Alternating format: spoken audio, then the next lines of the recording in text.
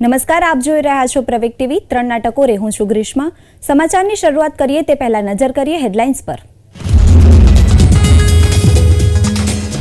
Shambhu border પર પોલીસનો ફરી ખેડૂતો પર ટીયર ગેસનો મારો, ખેડૂતોનું વિરોધ પ્રદર્શન યથાવત.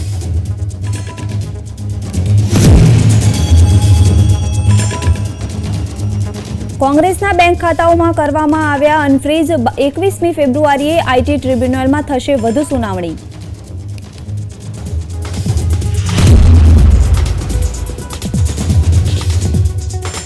અલીપુર ફેક્ટરીમાં આગ મામલે કેજરીવાલે ઘટના સ્થળની લીધી મુલાકાત. મૃતકોને 10-10 લાખની જાહેર કરી સહાય.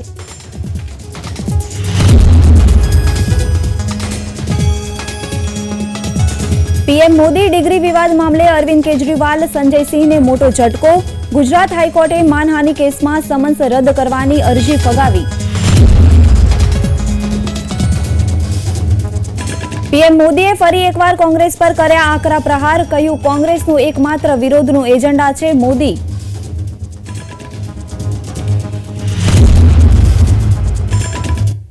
વિગતવાર સમાચાર જોઈએ ત્યારે પંજાબ હરિયાણા વચ્ચેની શંભુ બોર્ડર પર તણાવ ચાલુ છે. શંભુ બોર્ડર પર ખેડૂતો સતત ચોથા દિવસે વિરોધ પ્રદર્શન કરી રહ્યા છે. બીજી તરફ ખેડૂતોએ દિલ્હી તરફ જવાનો પ્રયાસ કરતા પોલીસે પ્રદર્શનકારીઓ પર ટીયર ગેસના શેલ છોડ્યા હતા. આ બધાની વચ્ચે ગુરદાસપુર જિલ્લાના ચાંચોકી ગામમાં રહેતા એક ખેડૂતનું શંભુ બોર્ડર પર હાર્ટ એટેકના કારણે મોત થયું છે. મૃતક ખેડૂતની ઓળખ ગુર્જરસિંહના પુત્ર જ્ઞાનસિંહ તરીકે થઈ છે. गुज्जर सिंह, उम्र लगभग 63 सिंह है, पिंड चाचोकी, डाकखाना कुमान, पुलिस थाना कुमान, जिला गुरदासपुर के. तो ये इस मोर्चे की केएमएम किसान मजदूर मोर्चा और एसकेएम नॉन पॉलिटिकल का जो आंदोलन चल रहा है, ये पहली शहीदी है. ये सुबह हार्ट अटैक हुआ उन्हें, ठीक है, और सुबह 7 बजे उन्होंने अंतिम सांसें ली हैं. तो ये राजेंद्र अस्पताल पटियाला में थे. तो अभी मुझे लगता है हमारे सीनियर लीडर्स गए हुआ, वो वहां पर पोस्टमार्टम वगैरह करा रहे हैं. तो आज शाम को उनका पार्थिव शरीर हमारे यहाँ पहुंचेगा. किसान मजदूर दर्शन करेंगे और हमने सरकार से मांग की है कि 20 लाख रुपया केंद्र अथवा पंजाब सरकार उनको दे और उनको एक जी को नौकरी दे. શંભુ બોર્ડર પર ખેડૂતોનું વિરોધ પ્રદર્શન યથાવત છે.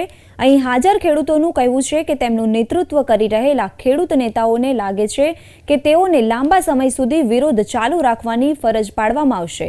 સરહદી વિસ્તારની નજીક છાવણીઓ ગોઠવનારા ખેડૂતોએ કહ્યું છે કે જ્યાં સુધી તેમની માંગણીઓનો ઉકેલ ન આવે ત્યાં સુધી તેઓ અહીંથી હટશે નહીં. ખેડૂત નેતાઓએ કહ્યું કે તેઓ પંજાબ અને હરિયાણા વચ્ચેના 2 બોર્ડર પોઈન્ટ પર પોતાની છાવણીઓ યથાવત રાખશે. इस आंदोलन में आप देखें, कारण तो सरकार है केंद्र की. यहाँ इतने बड़ी तादाद में लोग हैं, बुजुर्ग हैं, आंदोलन में हैं, तो ठीक तरह से ट्रीटमेंट और समय से जो भी अभी सोने में, नहाने में, धोने में, उठने बैठने में सब समस्याएं हमें आ रही हैं. और जितना ही लंबा जाएगा आंदोलन, हम लगता है भी और शहीदियाँ होंगी. इससे पहले सरकार हमारे साथ वार्ता करके हमारी मांगों पे ध्यान देके मांगे मान ले और मसले का हल करे. કોંગ્રેસ નેતા જયરામ રમેશે ખેડૂત આંદોલનને લઈને કેન્દ્ર સરકાર પર પ્રહાર કર્યા હતા. તેમણે કહ્યું કે એમએસપી પર કેન્દ્ર સરકારે સ્વામીનાથન ચરણસિંહના વિચારોને સંપૂર્ણપણે અવગણ્યા છે.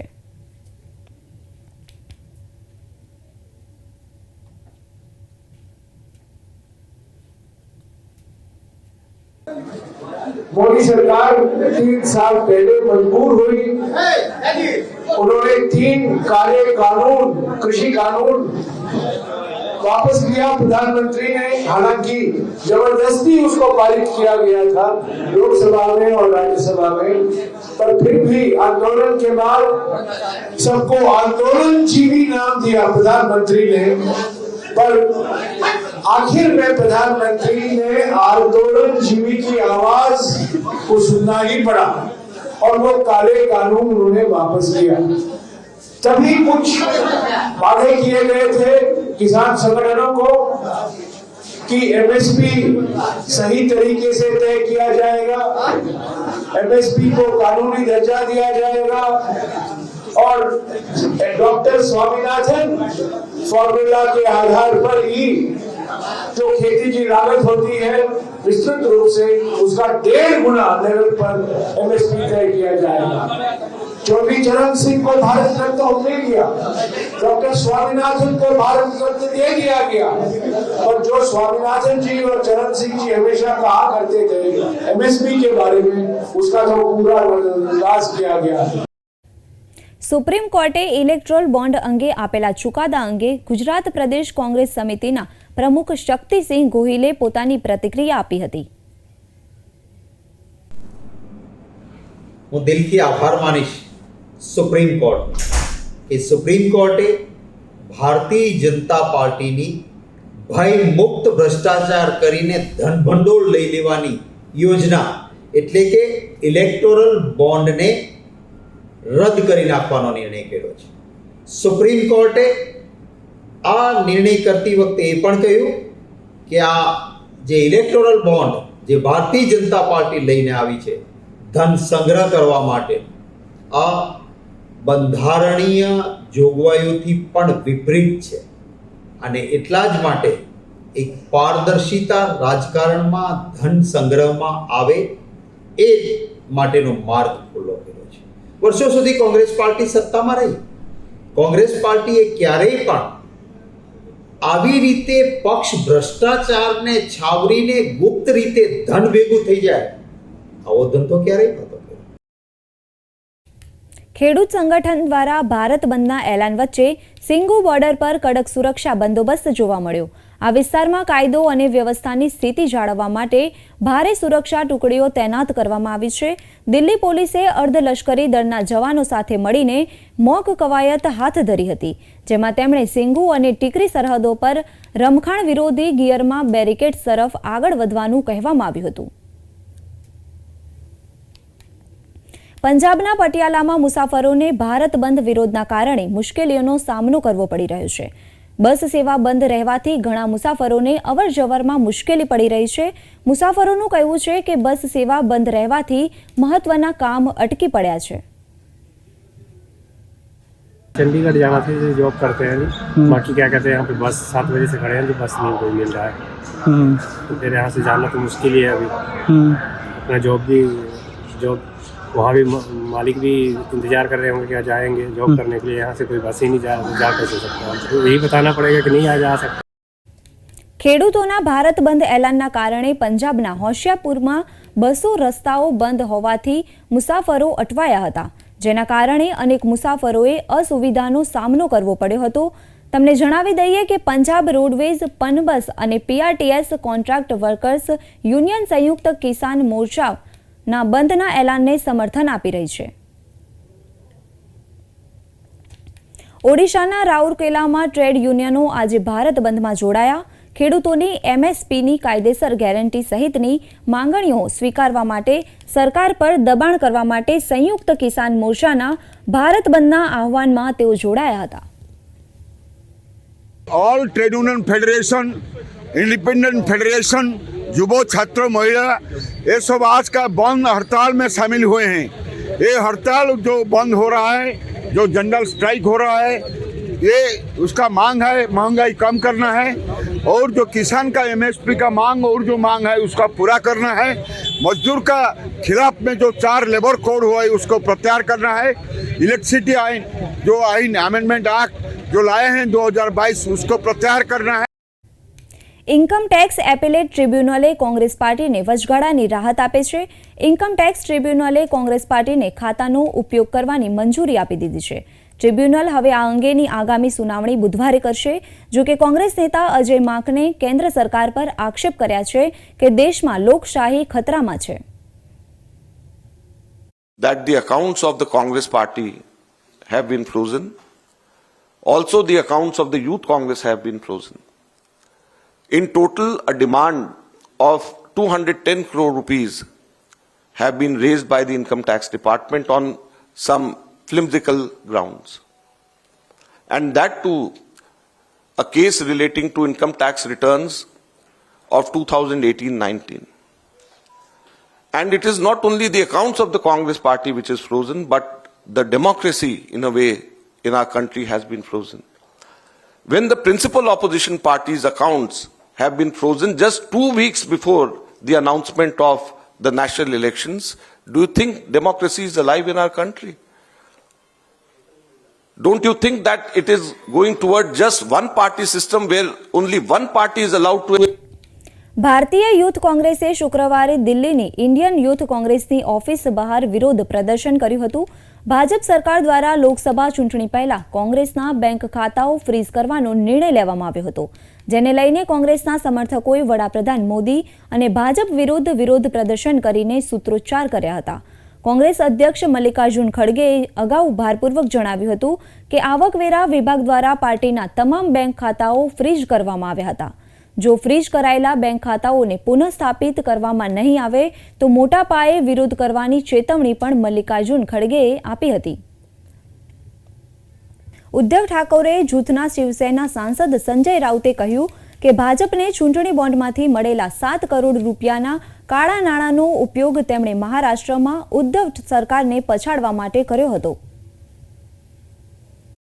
लगभग 7,000 करोड़ जिस तरह से बीजेपी के खाते में असंवैधानिक तरीके से आए हैं, हाँ, ये ब्लैक मनी है, ये काला धन है, ये अपराध के मार्ग से आया हुआ पैसा बीजेपी ने राजनीति में इस्तेमाल किया. सरकारें तोड़ने के लिए विधायक और सांसदों को खरीदने के लिए ये पैसे का इस्तेमाल किया. ये सीधा सीधा पीएमएलए एक्ट यानी मनी लॉन्ड्रिंग का केस बनता है. ये काला धन है, काला धन का इस्तेमाल आया है, हो गया है, बीजेपी के खाते में गया है, बीजेपी के खाते से और किसी खाते में चला गया है. तो ये मेरी मांग है ईडी से, अब उनकी जांच करिए. और जब से ये काला धन बीजेपी के खाते में आया है, तब के बीजेपी के राष्ट्रीय अध्यक्ष जो है उनके ऊपर आप एफआईआर लॉन्च करो और उनके ऊपर मुकदमा चलाइए. દિલ્હીના અલીપુરમાં એક પેઇન્ટ ફેક્ટરીમાં લાગેલી આગમાં માર્યા ગયેલા 11 લોકોના પરિવાર માટે 10-10 લાખ રૂપિયાની સહાયની મુખ્યમંત્રી અરવિંદ કેજરીવાલે જાહેરાત કરી હતી. ગુરુવારે સાંજે ફાટી નીકળેલી આગ પછીની પરિસ્થિતિની સમીક્ષા કરવા માટે મુખ્યમંત્રીએ સ્થળની મુલાકાત લીધી હતી. અહીં તેમણે કહ્યું કે આગને કારણે જેમની દુકાનો અને મકાનો પ્રભાવિત થયા છે તેમને સરકારની નીતિ મુજબ વળતર આપવામાં આવશે. બીજી તરફ તેમણે એમ પણ કહ્યું કે ઘટના સ્થળે ફાયર ફાઇટર્સને આપવામાં વિલંબ થતા નુકસાન વધારે થયું છે. यहाँ एक फैक्ट्री में कल रात को आग लग गई. बताया जा रहा है कि वो पेंट की फैक्ट्री थी और आप जानते हैं कि पेंट जो है वो ज्वलनशील पदार्थ होता है. तो आग लगी तो वो 100 फुट ऊपर तक बहुत भयंकर आग थी और जब वो केमिकल है बाहर निकला तो वो नालियों के जरिए होते हुए आग कई आसपास घरों में और दुकानों में फैल गई. ये आग कैसे लगी उसके कारण का अभी पता नहीं चल पाया, उसकी जांच होगी. लेकिन इस आग में लगभग 11 लोगों की मृत्यु हुई है और 4 लोग घायल हुए हैं. जिन लोगों की मृत्यु हुई है उनको हर व्यक्ति को के परिवार को 10-10 लाख रुपए का मुआवजा दिया जाएगा और हर इंजर्ड को मेजर इंजरी में 2-2 लाख रुपए और माइनर इंजरी में 20-20 हजार रुपए दिए जाएंगे. इसके अलावा आसपास जो दुकानें और घर जल गए हैं उसका आकलन किया जाएगा नुकसान का और जो भी पॉलिसी है पॉलिसी के हिसाब से उनको सबको मुआवजा दिया जाए.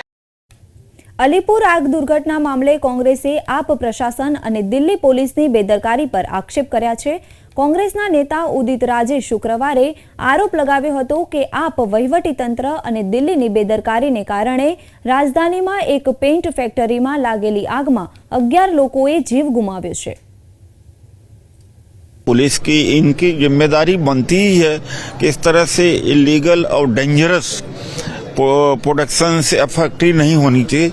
यहाँ तो पुलिस को खबर देने के बावजूद डीसीपी को क्यों नहीं पता लगा, पुलिस को क्यों नहीं पता लगा, एसडीओ क्या कर रहे थे, डीएम क्या कर रहे थे, उन्होंने निश्चित तौर से अपनी जिम्मेदारी नहीं निभाई, जिसकी वजह से इतने लोग हताहत हुए। દિલ્હી અલીપુર આગ દુર્ઘટના મામલે ભાજપના નેતા વિરેન્દ્ર સચદેવાએ એમસીડીને જવાબદાર ઠેરવ્યું છે.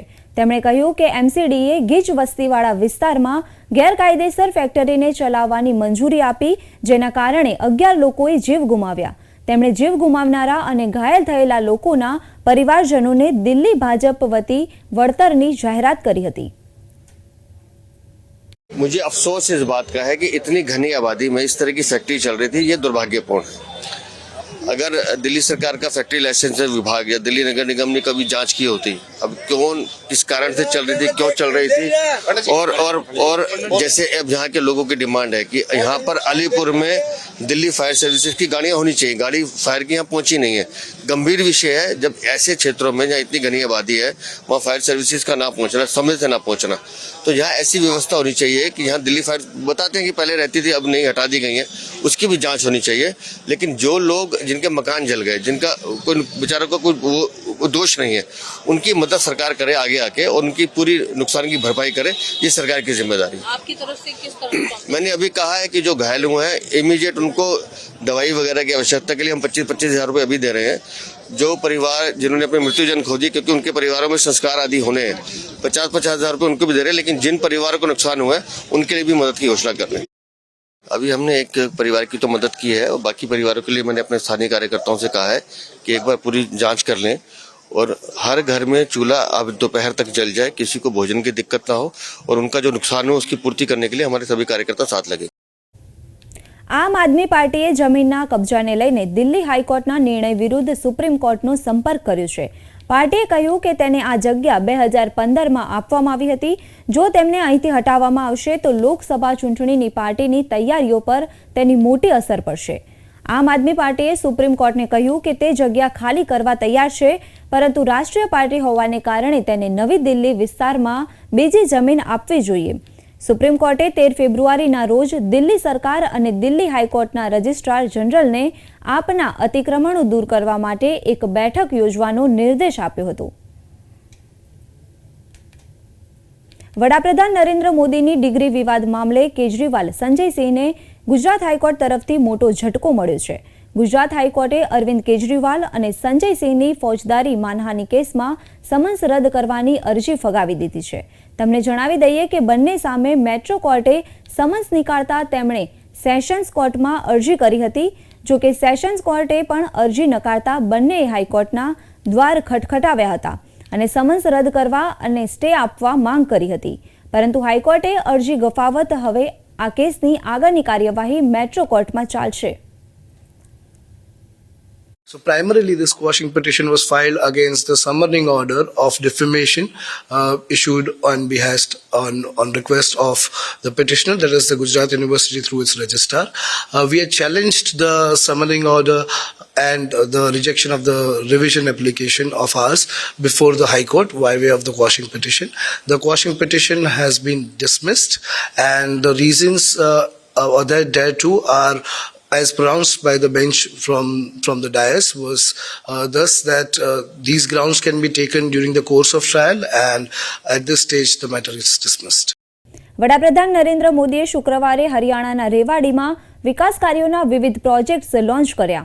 રેલીને સંબોધન કરતા તેમણે કહ્યું કે રેવાડીએ 2013માં પીએમ પદના ઉમેદવાર તરીકે 272થી વધુ બેઠકોની આગાહી કરી હતી.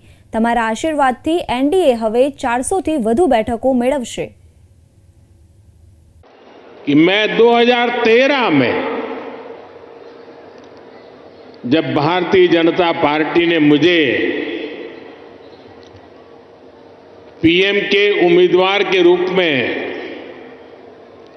घोषित किया था, तो मेरा पहला कार्यक्रम रेवाड़ी में हुआ था.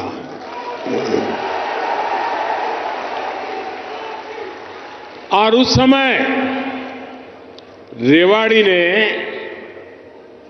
272 पार का आशीर्वाद दिया था, और आपका वो आशीर्वाद सिद्धि बन गया.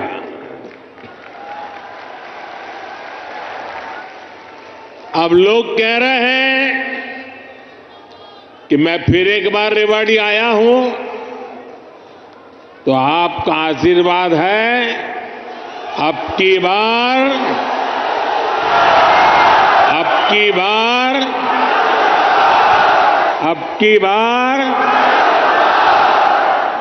एनडीए सरकार 400 पार। વડાપ્રધાન નરેન્દ્ર મોદીએ વર્ચ્યુઅલી વિકસિત ભારત યાત્રાને સંબોધિત કરી હતી. તેમણે 2014 પહેલા થયેલા મોટા કૌભાંડ અને બોમ્બ વિસ્ફોટો અંગે કોંગ્રેસ પર પ્રહારો કર્યા હતા.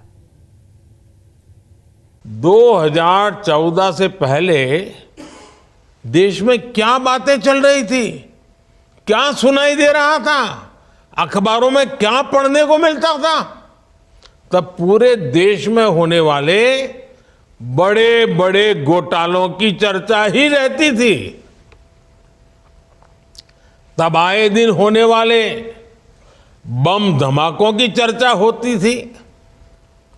देश के लोग सोचते थे कि हमारा क्या होगा, देश का क्या होगा। जैसे तैसे जीवन निकल जाए, जैसे तैसे नौकरी बच जाए। कांग्रेस के राज में चारों तरफ तब यही माहौल था। વડાપ્રધાન નરેન્દ્ર મોદીએ શુક્રવારે રાજસ્થાનમાં ₹17,000 કરોડના વિકાસ કાર્યોનું ઉદ્ઘાટન કર્યું. તેમણે સંબોધન કરતા જણાવ્યું કે વિકસિત ભારત એ ગરીબી દૂર કરવા, સારી રોજગારી પૂરી પાડવા અને નવીનતમ સુવિધાઓ વિકસાવવા માટેની ઝુંબેશ છે. आप सभी ने डबल इंजन की सरकार बनाई और आप देखिए राजस्थान की डबल इंजन सरकार ने कितनी तेजी से काम करना शुरू कर दिया है। आज राजस्थान के विकास के लिए करीब 17,000 करोड़ रुपए के प्रोजेक्ट्स का शिलान्यास और लोकार्पण हुआ है। ये प्रोजेक्ट रेल, रोड, सौर ऊर्जा, पानी और एलपीजी जैसे विकास कार्यक्रमों से जुड़े हैं। विकसित भारत की बात करता हूं तो ये केवल शब्द भर नहीं है, ये केवल भाव भर नहीं है, ये हर परिवार का जीवन समृद्ध बनाने का अभियान है। ये गरीबी को जड़ से मिटाने का अभियान है। ये युवाओं के लिए अच्छे रोजगार बनाने का अभियान है। ये देश में आधुनिक सुविधाएं बनाने का अभियान है। તો હાલ બુલેટિનમાં બસ આટલું જ. મને રજા આપશો. નમસ્કાર.